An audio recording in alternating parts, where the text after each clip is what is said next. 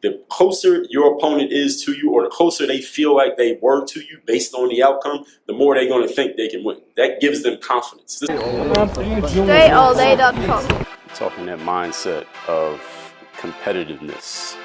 When it comes to competing, when it comes to any kind of competition, when I'm competing against somebody, it's not even about, see, people, this is what I gotta understand about competition and about the will to compete and the mental game, that mental toughness to actually win and dominate in your sport, in your business, whatever game you happen to be playing.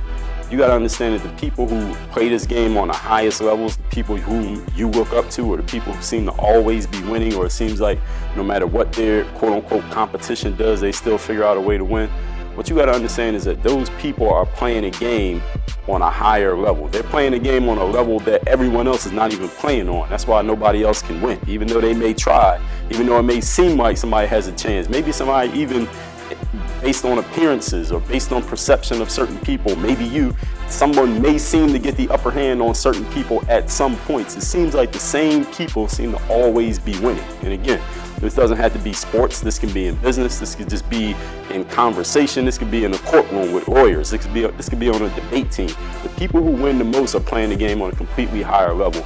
And what y'all got to understand, this is one thing I want you to understand. On the raw level, let's talk playing sports, any kind of sport, basketball, boxing, football, baseball, is that the will to compete, the competitive edge that you have is not just about beating your opponent. Actually, it's not about beating your opponent at all. You don't want to just beat them. Think, for example, this is the way that I would think. When I was playing ball, this is the way that I would think. If I'm playing you one-on-one, let's say we're playing one-on-one and the game goes to 10. If I beat you 10-9 or 10-7 or 10-8, what are you going to say when the game's over? You're going to say, let's play again. Let's play another one. Why? Because I just beat you 10-9 or 10-8. You take one basket that I made, has it not go in? Does that not go in? And one of your shots does go in, then we got a completely different ball game. You won the game and I end up losing. You were that close to winning. You were close enough to winning that even though you lost, you're like, you know what? Let's play again. Let's compete again. I got a chance. I got a chance here. I was right there. Now, if I beat you 10-0, instead of beating you 10-9, I beat you 10-0, and I do it 3 times in a row, or 10-1 or 10-2, you might not want to play again. You might think twice about asking me for a rematch. You ever see a boxing match when the fight goes the distance, right? And there's a split decision. That means 2 judges pick this guy and 1 judge picked that guy, and the scores seem to be pretty close. And usually it is when it's a split decision. The guy who lost, what does he say right there in the ring? I want a rematch. Or right there in the post-fight press conference or the next day, what is he saying? I want a rematch. I feel I'm the better fighter. I feel like I won the fight. You know, doesn't every boxer always say that? Now, if a boxer gets knocked out in the first round, or a boxer just gets completely pummeled and just getting his ass beat, and the referee has to step in and stop the fight, or his corner has to throw in the towel, or he just gets dominated on the scorecards. He don't get knocked out, it goes a distance, but he wasn't even close to winning. The boxer never says, I feel like I was the better fighter. I want a rematch. I feel like I can beat him. I'm better than this guy. They don't say that when they get their ass kicked. They say it only when it's close. And this is what y'all got to understand about competing. The closer your opponent is to you, or the closer they feel like they were to you based on the outcome, the more they're going to think they can win. That gives them confidence. This is the thing here. See, your opponents, the people you're trying to defeat, they don't only get confidence from beating you, because what if they aren't beating you? What if they just are close enough?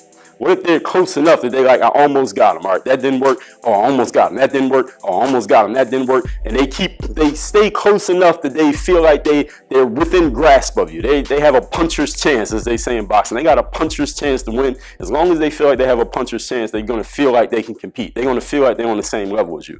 But when you start kicking their ass, beating them in a way that no matter what they do, they can't even get close, no matter who they put on their team, no matter how much they train, no matter how many skills they acquire, no matter who helps them out, they still can't win. You are so far above them that they can't even compete no matter what they do. That's when you start taking away their will to compete. And that's the real outcome of competition. That's really where you want to be. You want to get to the level. When I used to play, I remember I used to tell girls who would come to the game with me, they'd be watching the game, they didn't really know basketball, and I would kind of explain to them, when I'm playing this dude in the game, he thinks he got game, I think I got game, and this guy kind of thinks he's on my level. I didn't want to just beat him. I didn't want to score more points than him or have my team just win the game. I wanted to defeat a player I'm playing against, whether we playing 1-on-1, 5-on-5, or even if we never even met, we just going off of accomplishments and achievements. I want to beat this person in a way that they no longer look at me and say, I'm going to beat him. They no longer look at me and say, I'm going to go past this person. I want to put myself at a level that no matter what they do, they still going hard, they're still working on their game, they're still doing their thing, but they're not looking at me as competition because they down here competing with all these people and I'm up here. And they look at me like, okay, he's there, he got that. You understand what I'm saying? And people do this in every field, in sales, in music, in any type of business, in sports. There are people who do this. They put themselves in such an elevated plane that everybody else is competing, but they're competing against everybody else. They're not actually competing against this guy because you put yourself at that level that they don't even have the will. They don't even have it in their mind that I can beat you, but I'm gonna try to beat these guys over here. I'm gonna beat them, I'm gonna beat them. And you can, I don't even have to say any names, you can supply the names of those competitors out there. Think of, let's say one. Think of Google. That's a good example. There's no search engine competing with Google. There are other search engines out there. Yahoo has one, Bing, Ask.com. There are a whole bunch of search engines out there. And there's some that claim to be better than Google, but they're all competing against each other. They're competing for the rest of the pie that's left over from Google. Took most of it. There's one slice of pie left. They're competing over that one slice.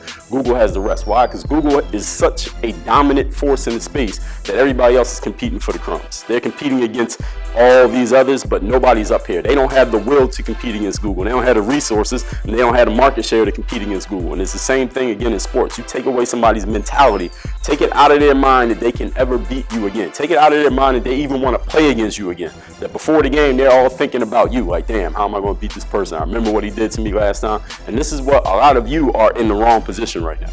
A lot of athletes come to me and they talk about what the opponent did or how good the opponent is or how tough the competition is going to be. You're in the wrong space. You're one of the people down here at the bottom right now looking up at somebody up here or looking up at an imaginary situation up here. You're saying this, you're putting the situation on a pedestal.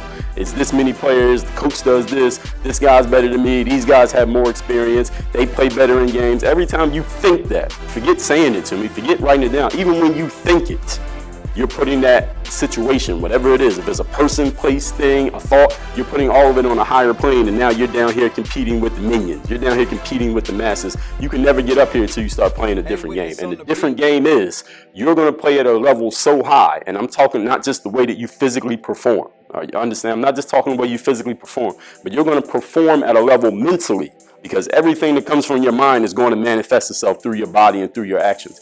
You play at a level so high that no one else is even wanting to compete with you. No one else can compete with you, and you don't see anyone else as competition because you're playing on a level that they don't even understand. But now you understand because I'm telling you, work on your game.